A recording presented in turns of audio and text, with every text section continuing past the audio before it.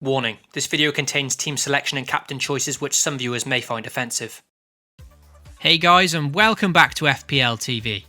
With very little time between game weeks this week, it's a much shorter video than usual, so let's quickly review my team from midweek where my side collected 46 points. I guess the main talking point was Luca Digne's nightmare game week, starting off benched, getting subbed on, and then getting sent off again with a red card after 11 minutes. Not only did he then return minus points for a second consecutive game week, but he also ruined his double game week in game week 25. Because due to suspension, he now only faces Manchester City this week, rendering himself useless. Shocker.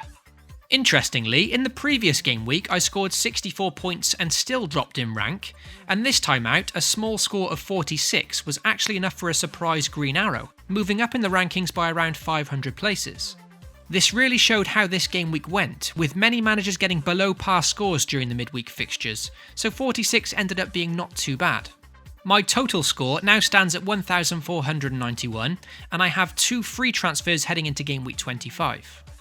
So let's move on to game week 25 now to check out my transfer business, and if you haven't already, be sure to drop a like on the video and get subscribed to FPL TV. With those 2 free transfers at my disposal, following much deliberation, I've ended up using both for game week 25. With Callum Wilson recently undergoing surgery, he makes way, and in comes budget enabler Oumar Niasse of Cardiff for 5 million.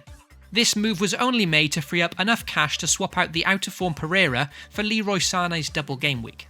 Admittedly, I very nearly avoided City's double game week altogether, because I'm not convinced that Sané, Sterling or Aguero play both games. But in the end, I felt I had to enter this game week with at least one of their options, and apart from Tottenham's Son, there wasn't many other players I liked this game week anyway. So regretfully, Son misses out for now, but he'll likely be coming in for next game week instead. With those transfers made, here's how my team currently lines up for game week 25, but be sure to check the FPL TV Twitter page before the deadline where I'll post my confirmed team over there.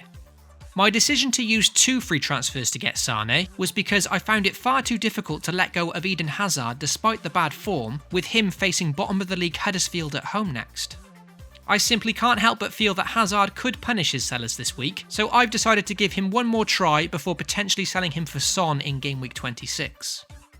For the captaincy, even with Sané having a double game week, he's not a nailed-on choice for me, so that's something I'll decide shortly before the deadline, with Salah, Pogba and even the out-of-form Hazard in contention.